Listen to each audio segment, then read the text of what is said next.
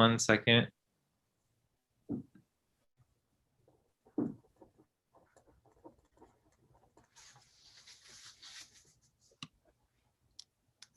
You can go ahead and get started. All right.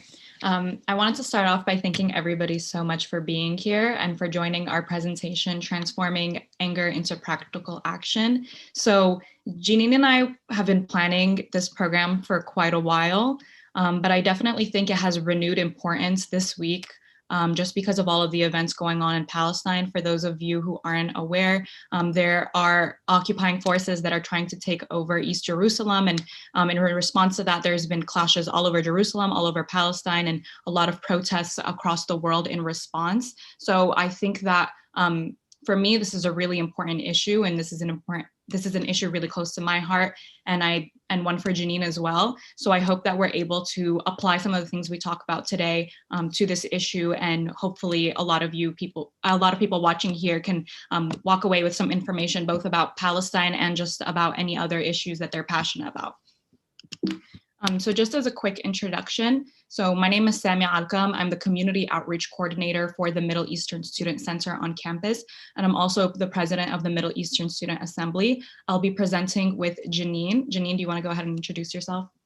Of course, thank you, Samia. So my name is Jeanine Assad, and I am the MESC Impact Intern. So what this internship is it places students with a community organization to just further social advocacy work. And so I work with the Arab American Civic Council, which is a nonprofit located in Southern California. And what we do is we just further the advocacy of Arab Americans. So the quote that really inspired this presentation today is by Prophet Muhammad, who is a prophet of Islam. And he says, "Whosoever of you sees an evil, let him change it with his hand. And if he is not able to do so, then let him change it with his tongue. And if he's not able to do so, then with his heart. And that is the weakest of faith." So this just really inspired us because a lot of people see issues in the world that really anger them and really affect them in their community in really personal ways. And they sometimes refuse to take action because they don't understand their role in the situation. And if it's a global issue, how them posting on social media or telling their friends about the issue or signing a petition, they're not able to contextualize that in like a greater setting and understand how they're able to make an impact. So when you change things with your hands, that's you physically taking action, maybe going to a protest. And when you're using your tongue, you're able to tell the people around you. And then with your heart, you're just kind of like, forming an opinion on something. And we'll get into that a lot more in depth. But this quote basically shows like, no matter who you are and what position you're in, you are able to make a change or to just respond to injustices that you see before you. Exactly. This is kind of the theme that the whole presentation is going to be about. So we wanted to start off with the idea of what issues make you angry. So obviously this presentation is discussing how we can transform our anger and utilize it in a way to benefit our community or just to act upon it. So I want to ask everybody watching or just in general to kind of reflect on what issues make you angry personally. So like, what are the top issues you care about? And like, why do these issues affect you specifically? And how it might affect your community. So I feel like we just wanted to start off by just having those issues like in our brains and our minds. And then that's how we're going to finish this presentation off. Mm-hmm. So we're going to be giving our own examples throughout this, things that we care about.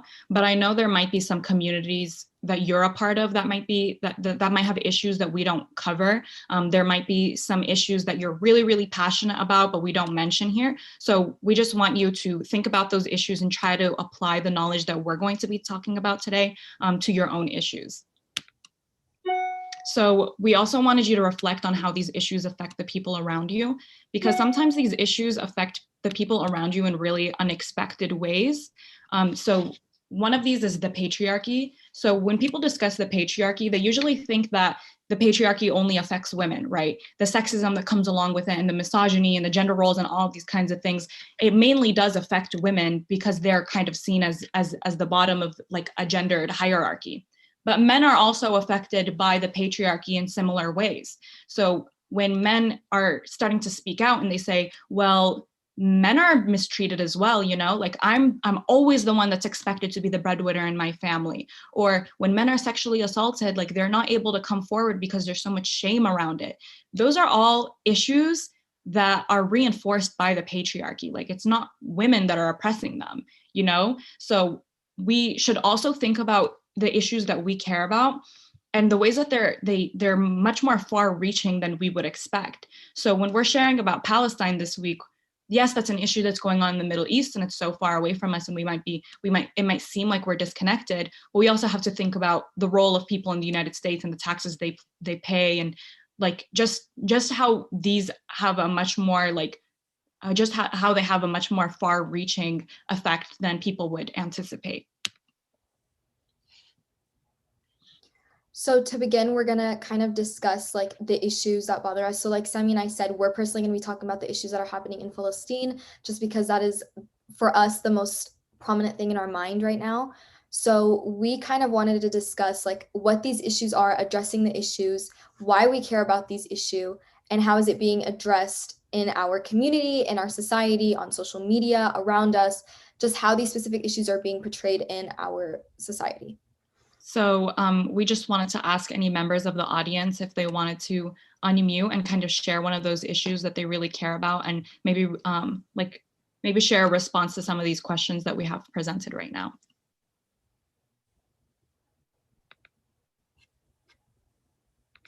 Hi, it's Ari here. So one issue that I would say is like something I really care about is, along with the demolishing the patriarchy, is child abuse, because I feel like, especially in America, like child abuse is one of those issues that gets swept under the rug so much. And there's all these people who like, they, even if people do talk about it, they'll only like brush the surface. And I feel like we definitely need to like dive more into like what's defined as abuse and how can you spot it, how can we prevent it, and how can we move forward and help these children and even young adults as they're recovering. Mm-hmm. So I just want to push you on that a little bit. So that is an issue that is really important, but can you share like how you believe like our community, like the Middle Eastern community, is addressing this issue, and whether you think that they're doing an adequate enough job about talking about this? Of course. So I believe that the Middle Eastern community is actually not doing a very adequate job at it, because like, you know, from every like Middle Eastern person that I've talked to around my age, they say that they've experienced some form of abuse like growing up. And they say that, you know, like whenever they've talked to their elders about it, that, you know, they don't really seem to address it. They just kind of gaslight them. But when it comes to the younger parents, there definitely is more like speaking out about it, like especially with like the younger generation. So I feel like there is some hope, but there definitely is a lot of work to be done. Mm-hmm. That is really important. Was there anybody else who wanted to share an issue that's important to them and maybe answer some of these questions that we have in front of us?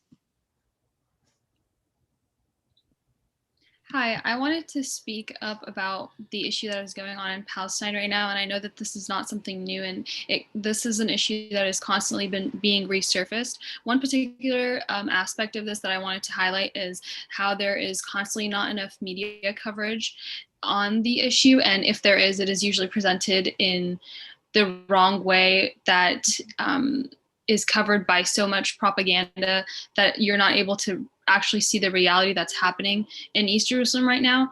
Another issue that is commonly a common misconception is that it is a religious conflict and that they are fighting over religion. However, that's not true, because it is essentially the ethnic cleansing of Palestinians in the military occupation.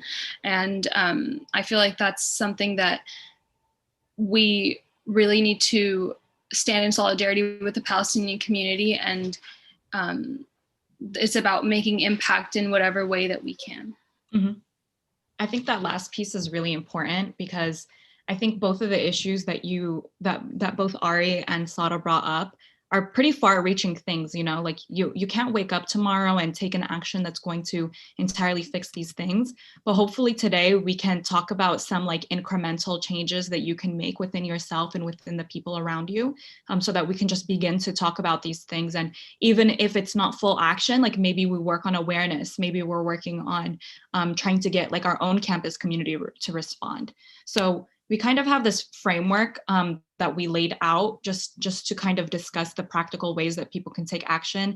And we kind of listed it in three different just kind of in 3 different factions. So the first one would be education. The second one is action, and then the third is leadership. Each of them, kind of going up a level in your level of involvement and your level of action that you're taking. And hopefully from the people that are here, maybe we can learn about things beyond leadership that you can do, or other really creative ways that people can take action in manners that we just don't usually discuss. Yeah, so to begin, our first block is education. So in order to address this anger, in order to address these issues, you need to be educated yourself and you need to form an opinion. I know it can get quite difficult, like finding ways to learn about different issues and everything, but I think if we designate like the time, it can be done. So we need to educate yourself and form an opinion, but you also need to encourage others to do so. So if that's by posting on social media, or maybe texting your friends or sharing with your friends, talking about it with your friends, attending meetings and workshops to further the discussion, or just telling other people, once you are educated and you raise awareness, other people will start to do the same, and the conversation just keeps getting bigger and bigger and bigger until ultimately by itself becomes, in a way, it'll transform into action. So I know what's happening in Palestine, like all of us are posting on social media, and like people are changing their profile pictures and people are reposting and putting their opinions. And from my post, or maybe my friend's post, I've seen other people post who aren't Palestinian, who aren't affected by the problem at all. So once we raise this awareness and we learn about it, you start to form an opinion. And then I know, for example, like in Palestine, the Israeli Supreme Court came out and said they were going to extend 30 days until they're going to have the people in the Sheikh Jarrah neighborhood like force the people to leave their homes. It is kind of like a way to just like pause what's going on, because they have seen like how big social media is getting, but at least it's doing something. And if we continue this pressure, we continue to raise awareness, we continue to educate those around us, eventually this education will turn into action. In fact, I'm glad you mentioned Sheikh Jarrah, because the people who are leading the movement, Muhammad al-Qurt and Mona al-Qurt, they are part of one of the families that is facing eviction. They're the ones who have been telling people over and over again, like, we actually, instead of you like trying to give money or trying to take action in ways that people usually think are more meaningful. So a lot of times people will discredit like sharing on Instagram and reposting things and pushing celebrities to post. Instead, they're like, why don't you donate money? Like, that's so much more actionable. They're actually telling people not to donate and instead to bring awareness instead, because that's been so much more powerful for them, for people like Bella Hadid and The Weeknd and all of these like huge celebrities to be posting about these things. Like, it's put a lot of eyes on like the crimes that Israel is committing, and it's also forced them to act in different ways and to change their behavior. So that like this section might seem like, like this is the bare minimum you could be doing, but sometimes the bare minimum is so impactful when it's an issue that like nobody talked about for a very long time. And it will like inspire other people to continue the conversation and continue talking about it. Mm-hmm. So the second section is the action section. So this one would be you actively taking part, maybe in real life, just tangible things that you could be doing. So one of these would be joining a club. You don't necessarily have to be the leadership in the club, but if you see an organization that you believe they're doing work that really aligns with your interests and your morals and your values, then it is really helpful for you to join that club. Even if you think that you might not be benefiting from it in terms of the knowledge that they're disseminating, sometimes they just really need for there to be numbers. They just really need for people to show up and support what they're doing. And maybe sometimes to just show administration that there's a large group of students on campus with all the same interests. And then the next thing that you could do is be signing a petition. Signing petitions works a lot more than you would think, especially when it's on a smaller scale. So maybe if you're signing a petition for Palestine to be freed tomorrow, like that might not necessarily work. But if you're signing a petition to try to get your campus community to respond to an issue that you all really care about, well, if like we don't have 30,000 students. If like 5,000 students at UC Riverside all agree that the chancellor should be speaking out about, like domestic abuse, then they would feel prompted to do so. So signing those petitions and taking part is really important. And then you could also volunteer or intern at a local community organization, which is what Janine is doing now, if you wanted to say a word or two about that. So like I mentioned in the beginning, I am an impact intern with the Arab American Civic Council. And so this community organization just further advocates Arab American rights and Arab American, just the the problems that may affect the Arab American community. And so personally, oh my gosh, my neighbor's like mowing his lawn. Personally, like for me, interning at this community organization has been my way of taking action. So even like on a smaller scale, like we're working on the designation of Little Arabia in Anaheim, going to these city council meetings, talking to businesses, just getting out and like connecting with the community. For us, for me, it's my type of taking action and my type of showing my support. So definitely interning at a community organization or even volunteering at a community organization can definitely have a great benefit on like the issues that you may be angry on. A lot of you have a lot more skills and capacities, like much more than you would think, because sometimes just being present and sharing your personal experience and sharing, your stance on things with community organizations or just being there to volunteer, that's a lot more impactful than you think. Not everything needs to be some far-reaching movement for you to do something. Sometimes there's just these organizations that are already present in your community that just really need that support. Like if you are really passionate about trying to address the homelessness issue in California, sometimes it's a lot more impactful for you to show up in person and be volunteering, passing out food, or to just be helping with those things. Sometimes it's more impactful than you to say, okay, well, now I'm going to start my own community organization that does the same thing. Sometimes you could just support the organizations that already exist. Another thing you could do is join a protest. Once again, this is one of those things that they really do have strength in numbers. The more people that show up to a protest, the more a city has to respond and see that there's so many people in that city or so many people in that area that care about that same thing. It'll show your local representatives how many people in Southern California all showed up caring about the same thing. You could also contact your local representatives, and this is a lot easier than you would think. There's a lot of websites that you could just go on, and they'll already have pre-written letters. You essentially just need to sign your name to it and put in your zip code so they know who to send it to. So you just need to really take advantage of those opportunities that are really easy for you. Those one-click petitions, those one-click letters to your representatives, or those short phone calls that you can make. They actually make a lot larger of an impact than you would ever imagine. And also speaking to school administration, their emails are all very public. You could send an email to anybody and anybody. You could send them an email every single day for the rest of your life and keep bothering them until they respond. I've personally done that before. That's their job. Their job is to respond to the concerns that you have on campus, especially the dean of students. There's some opportunities that you can have, they'll have coffee with the dean, and it's important for you to just show up and maybe talk a little bit about the issue that you really care about. And that's a really huge action for you to make.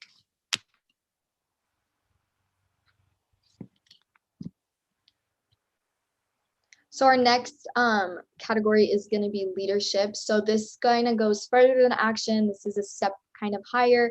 So it's like being on board for a club or starting a club. It's the leading all the protests.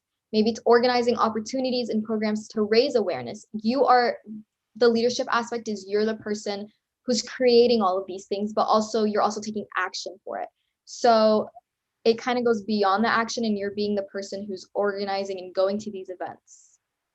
So just to kind of add a little bit of my own experience. So ever since my second year, I've been trying to take on as many leadership opportunities as possible within student organizations that already exist and that I already believed in. So one of them was the Middle Eastern Student Assembly. I was involved my first year, just kind of, on that action level. I would show up to Women's Circle. I would share my thoughts. I would support any movements that they were a part of or that they were pushing. And then I realized I had a lot to contribute, and that some of the skills or some of the connections that I had on campus would be really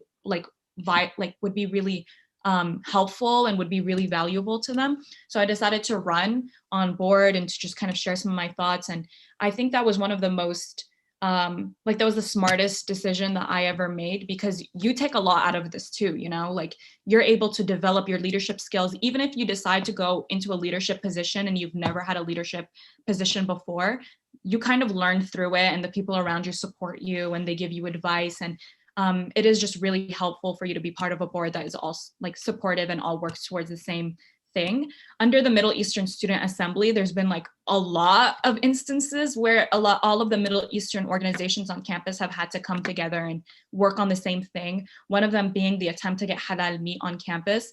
A lot of Muslims have food restrictions and that they don't eat meat unless it's slaughtered in a very specific way and it's killed in the name of God.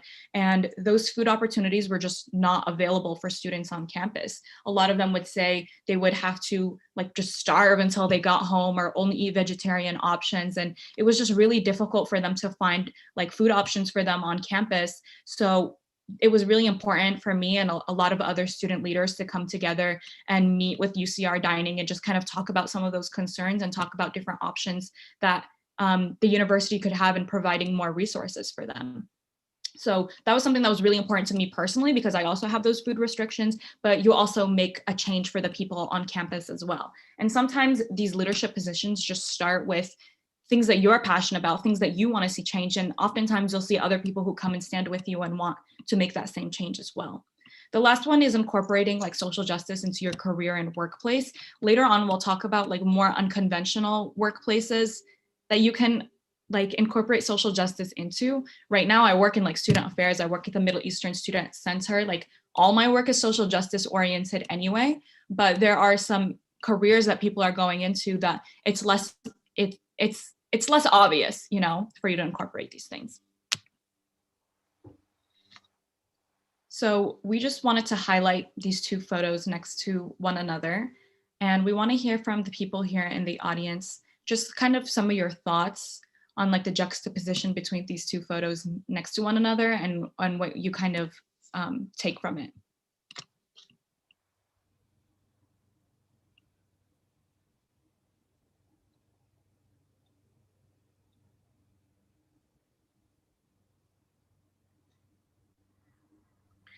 Hi everyone. I think for me, like one is just much more violent than the other. The one on the left being much more violent, much more militarized, and the one on the right it's from Pepsi ad, wasn't it? So it's not really.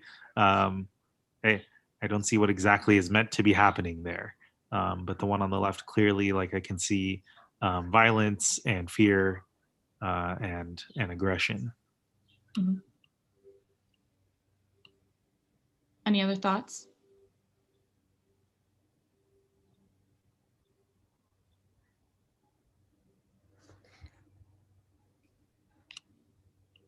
Okay, so I'm going to ask if we can repeat the question. So I just wanted to know people's thoughts on, you know, these two photos next to one another, what they gather from it, what reactions they might have.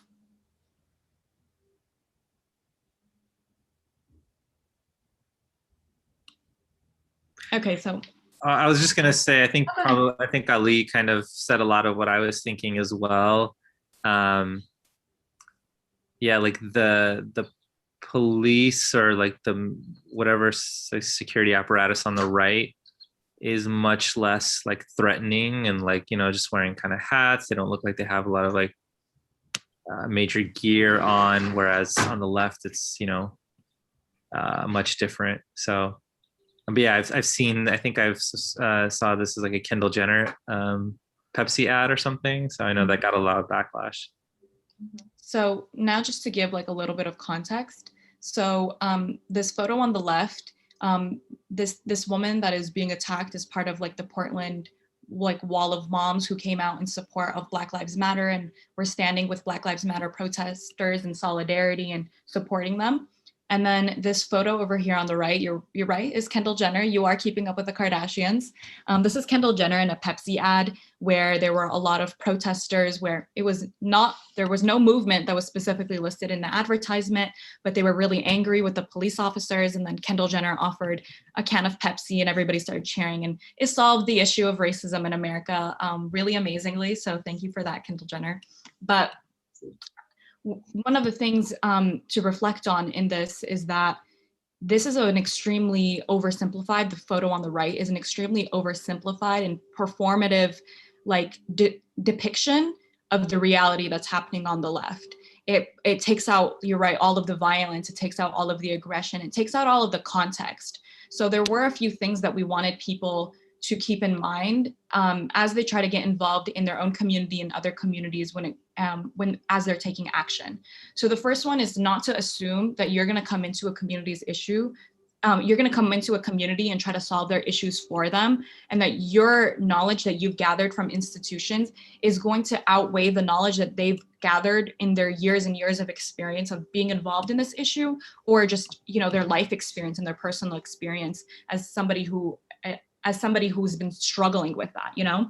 So I think a lot of students who are in majors that, you know, there's more social justice conversations going on, or they learn a lot of theory, and then they try to enter a community that they've never been involved with before. They skip those 2 steps, so they don't try to educate themselves and they don't try to just take action. They try to push themselves into the leadership positions with that institutional knowledge that has never been like real life practical knowledge. And that's just kind of offensive to some. It's just offensive for you to assume you know more. And it's also kind of you pushing yourself into a position that you're not ready for yet. You're not prepared for yet. So one thing to also remember is that you're not always going to be at the center of an issue. If this is an issue that is about the Black community, the Black community should be the voices that are centered. Like we need to make sure that their voices are heard and their interests are the most important, because you can't enter a community and start saying, well, I read in a book that the entire Black community wants to abolish the police force in its entirety. You need to enter that community and be like, what are your issues with this? What are your concerns? What does a resolution look like? What are some steps that we could take right now? Because if you enter a community and you enter a space and you assume you have more knowledge than them, then you're not necessarily there to be taking practical action. You're there to kind of steamroll other people's opinions and maybe get attention and maybe just like center yourself in a problem that is not yours. So kind of adding on to what Sammy was saying, how there is strength in numbers, you know, a lot of social work or a lot of social issues might not necessarily affect us personally, but part of taking that anger and part of standing in solidarity with our brothers and sisters, it is to take action. So we wanted to show like an example of certain things. So on the bottom left, you're going to see the Portland Wall of Moms. They were using their privilege to stand in between the police officers and then the Black Lives Matter protesters, because they knew that the police officers aren't going to be as aggressive with them because they are white moms. So they used their privilege in order to further the social advocacy work that was happening at the moment. And then on the top, we have Muslims praying, and then you'll see like a bunch of men are like circling around them and like protecting them because they are praying in the middle of the protest, and they were just protecting them against other protesters and cops and everything. And then on the right, you see in Syria, they drew a George Floyd mural in support of George Floyd. And this is like halfway across the country. I mean, not country, the world, not country, but halfway across the world. And so you can see all these examples of solidarity and how everybody might use their privilege or might use they're still involved to like for the social issues that like that happen in our world. So something just to highlight once again about the Portland Wall of Moms, they understood their role in this movement. They weren't the ones who were coming up with ideas about what the Black community needs at that moment, or how to like restructure policing. They weren't the ones that were there to push a specific agenda. They were there to stand back and to just use their position and their platform and their power to center the voices of people who really were hurting at that moment and really did need to be heard. It really did need to be heard. Is that grammatically correct? Whatever. But that's also the position that we can take. Like, it's totally fine for us to stay at that action level, or for us to stay at that education level of things. Not everything needs to rise to the point of leadership.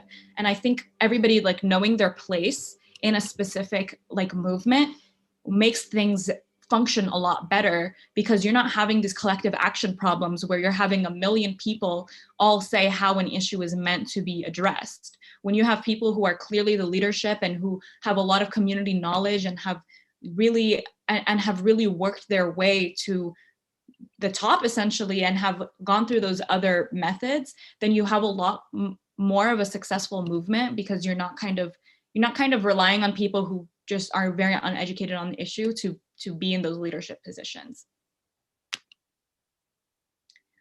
We said that we would get back to our careers and how to incorporate social justice into it. So we have a few careers here that people don't necessarily usually connect to social justice, and we have a few examples related to those.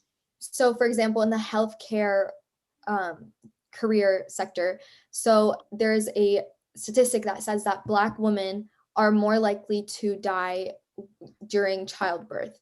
And so many like healthcare professionals need to understand the issues of race and racism to further serve their patients. So that's how they can connect their social justice to their career. For example, in academia, a lot of professors or maybe TAs need to research issues that affect their students. So for me personally, in my gender and sexuality course, my TA had us not write our names on our papers or on any assignments we may have to turn in, because she was saying how she read studies and everything about how sometimes TAs or just humans in general, they might have a certain bias towards a name if they gender a certain way or if they give it a certain race that they might not even notice. So she took that step when she researched the issues that might affect her students. And she took action towards it by making sure we don't have to put our names on our papers, because she doesn't want any of that bias affecting our grade in class. Also in business and in marketing, I know this is a very capitalistic career, but you know, if that's the position you're in and that's the career that you've chosen, there are ways for you to incorporate social justice or just like diversity in a more meaningful way into your work. So one of these examples is marketing. We've seen like fluke after fluke of really offensive ads that are trying to target a community that just like they just end up falling flat because they don't really have anybody on their team that is from like the community that they're trying to like target, or they just try to do like this weird like colorblind diversity like way of addressing their company or advertising their company. So one of the examples that I wanted to discuss is Kim Kardashian, who the Kardashians really are just like really big in this conversation. But Kim Kardashian a few years ago started a company for shapewear. If you don't know what shapewear is, it's basically like undergarments that women wear just so that sometimes they can like look thinner, or for them to just like not have lines in their clothing show for their underwear or whatever. That's basically what shapewear is. And one issue that she faced was that this shapewear was not color inclusive, right? She saw that they were always like a light beige that were called nude, and there wasn't any colors of shapewear for women with darker skin tones, women of darker skin tones and darker shades. So she decided to start a company that would sell shapewear that has a lot of different colors and a lot of different sizes. Like it was very size inclusive. And then when she decided for a name on it and to start marketing it, she was set on the name Kimono. So after all of that, like designing and trying to make sure her company was inclusive and of different people, and its aim was supposed to be like diversity, she chose a name that she stole from the Japanese community and kind of made her own, and even tried to put a trademark on it so that anybody else who wanted to sell kimonos or wanted to call their company Kimono, who is actually Japanese, would never be able to, and would actually be facing lawsuits for that reason. And in that way, like it was very performative what she did. Like she acted like she wanted to serve like a diverse range of people, and then she kind of was so uneducated to a point where she wanted to name her company something that was just offensive to people. And then lastly, engineering. I think engineers usually are the ones that make the most excuses about their career and being like, well, we just go into work and we do our math and then we go home, you know, like there's no social justice related to it. But a lot of people will spend their entire undergraduate career saying they're anti-violence and anti-war, and they'll say they're pro-Palestine, and they'll try to, you know, ally themselves with different communities. And then at the end of the day, they'll go and accept a job for Boeing or Raytheon or another weapons manufacturing company. This applies to a lot of different careers. Like if you go and you willingly work for a company, you have other options. You know, you willingly work for a company that that just creates oppression in the world and just enables oppression in the world. That activism is kind of performative if you're not able to apply it to your real life. So those are some of our examples. Did anybody have anything that they thought of, or any ways that they're applying social justice to their career or their career trajectory that people may not expect?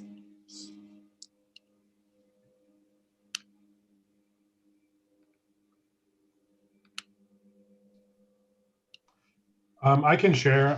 This is Jerry. I work at Student Life at UCR. I would say that similar to what you mentioned, Samia, that a lot of the work that you're already doing at the MESC is social justice based, right? I work at Student Life, where we do student engagement type programs that include student organizations, fraternities, sororities, ASPB. I oversee an area called leadership and service programs. One of the things that I've done is from the beginning, I ensured that all of my leadership and service and civic engagement programs were done through a social justice framework. And I tried to go further than that by when I wrote a strategic plan about my programs, I included social justice in that strategic plan. So even after I leave, all of the money and the resources and the work and all the programs will be tied to this strategic plan and will continue even after my time. So even in places where we already do social justice programming, I think tying it to our strategic plans and our budget and our resources is a good way to keep it going even after our time. Mm-hmm. I think that's a really smart way to think about things and to ensure that the work that you do, like it's not only personal to you, you know, you're able to educate the people around you and your coworkers and to illustrate to them that that's a part of your work and a part of your leadership that you're not going to be separated from. It's ingrained in the work that you do, and it's even written down that that's one of your aims. Okay, so we've kind of come to the end of our presentation, but we did want to give everybody an opportunity to ask any questions that they might have had or share any thoughts that they didn't have an opportunity to share earlier.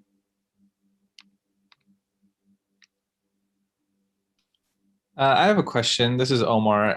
What would you say was the most sort of impactful action that you've been a part of or that you've taken in your work, in your advocacy over the years? Yeah, what would be one that maybe stands out for each of you? I'm kind of new to like the whole advocacy like sector of it. I know Sami has a lot more experience than me.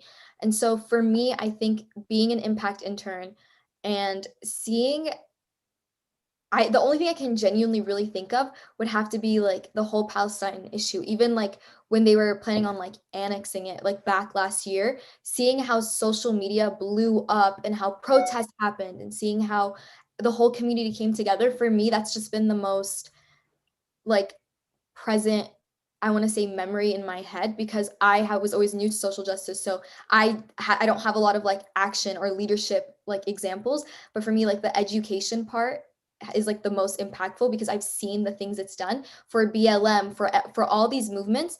Given that we were also like hit by a pandemic, it was like 10 times harder for people to like take action or maybe like have any leadership positions. So really utilizing our social media platforms and talking to people and having conversations and going to these webinars, I feel like everybody just, if they wanted to, they would have a lot more knowledge on specific issues. And so I just think the education factor for me has been the most impactful.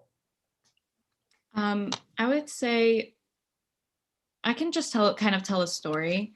So for me, anytime I see something in the news that is just like a major injustice, I have a feeling where my heart sinks, and I feel sometimes like I can't get rid of that feeling unless I'm able to do something in response to it. A lot of times about Palestine, sometimes about Syria, but last summer I just had the worst like pit in my stomach after the killing of Ahmaud Arbery. It was just like one of the most like vile things I had ever had to read about and had to, you know, like not experience, like just had to experience just like learning about that. And I just like a lot of like the work that I do is just inspired by Gil and just me trying to use like the positions that I'm in to make change in like any way possible. So I reached out to my friend Evelyn, who was the president of Black Student Union last summer at the time. And I just, you know, the first thing to do is to just always offer your support. Like not everything that you do needs to just be a program immediately or a protest immediately. Like sometimes they really just do want to see support, but I offered my support, let her know that I wanted our communities to come together and maybe plan some programming and just try to just to bring awareness, because our communities, like at that point, we just weren't close knit. Like you see all of Costo Hall, like all sitting next to each other, and you don't really see people go into spaces that aren't their own. And I think that's something that really needs to be addressed. So we planned a week of events. Basically, we got a speaker from our community. She got a speaker named Ben Reynoso from her community as well, who's now sitting on the city council for San Bernardino. And we basically just talked about how our communities could come together, how we could address like racism and anti-Blackness at our university, and how to come together and just form a coalition. From there, we formed an organization called Let's Take Action and wrote a list of demands for campus administration, and asked for campus administration to meet those demands at a specific period of time. One of them being making sure that Black Student Union had more funds available to them, and that, you know, and that they did have more attention, more support on them, because we knew administration was going to make empty statements. We knew that they were just going to say, we know our Black students are hurting and here's caps, you know, here's some mental health resources. And it needed to be beyond that. We needed them to make like solid like efforts towards considering defunding the police or abolishing the police. Like at that point, the conversation was not even present on campus. Like nobody had even thought about it. And I'm not going to say that I'm the one who took the lead on all of this. A lot of it was just like assisting and amplifying the voices of Black students on campus and working together with people from ASUCR. But that, to me, that was like the most important thing I've done on campus. And even though it wasn't directly related to my own community, I knew that I was there as a support. And I knew that when a community was hurting, like I tried to make sure with all of my power that there were people surrounding them and that they had numbers around them. So that was the most important to me. Thank you. Hi, my name is Sarah Avila Barnard. Pleasure to meet you. Hi. I'm sorry I was a little late. I got caught up in a lab meeting. I'm currently an environmental toxicology student. I run out of the Vols lab. So I joined UCR Leadership Week because I currently serve at a hospital that probably you guys have been familiar with. It's called Kaiser Permanente in Riverside, which is a hospital which again caters towards that privileged community. But we do have patients that come through that are from the low income side. I've also served at St. Francis Medical Center, that's in Linwood, California. That is a low income minority community as well. So I've done that for a few years. And as someone who isn't necessarily the most radical of a person to approach and go out and protest, that's fantastic. Those individuals, I think you're wonderful and you're quite brave. I prefer a more passive approach towards supporting those communities by being there as an advocate for them while they're going through this process. And I think that's also something that should be reiterated, is you don't always need to take a radical approach to it. You can definitely volunteer, serve your community that way. And that is also completely valid too. And it's actually really impactful because part of that is all just being a humanitarian, right? And being sure that you're there for your local human, regardless of race, gender, color, religion, like just being there for somebody. Human empathy is so impactful. So I just thought that might be something as well that could be also addressed. I wanted to thank you so much for being here and for sharing that. Something that you bring up too is the work that you do.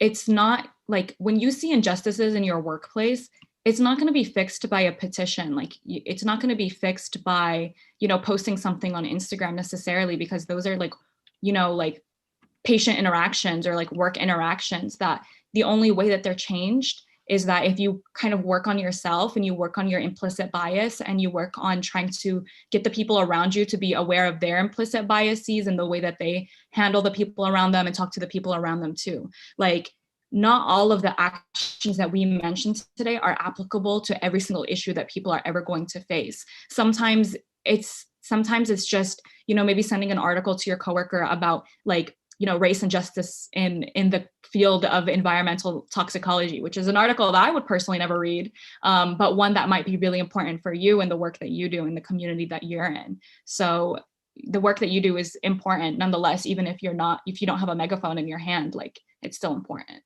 Yeah, and there's also a diversity and inclusion committee that is being formed. I think they're meeting on May 29th over by Highlander Park. Mhm. So if you want a more passive approach, just kind of find out how can you diversify your small community, big community. The butterfly effect is a real thing, and like helping people out through small, tiny actions, it honestly creates such a circular effect. And I just think that it doesn't always have to be like about exercising your privilege, right? You can always just be a kind human because it's not that hard, right? Yeah, sometimes it's just kind of solidifying that the environment that you're in is one that goes against intolerance, and one, like you don't want to be the kind of person that you think people, that your coworkers are going to come up to and be like, say something racist to you. Like you don't, you want to kind of like identify yourself as somebody who is not intolerant of those things and who is oriented towards social justice. And sometimes that does just make an impact. It makes a more positive work environment for you to be in. Exactly. And I think the knowledge that you already have, knowing like the problems like that you may face in your career or in like by the people you work with, I feel like that on its own is its own impact and can create its own further impact for it too. Did we have any other like questions or comments?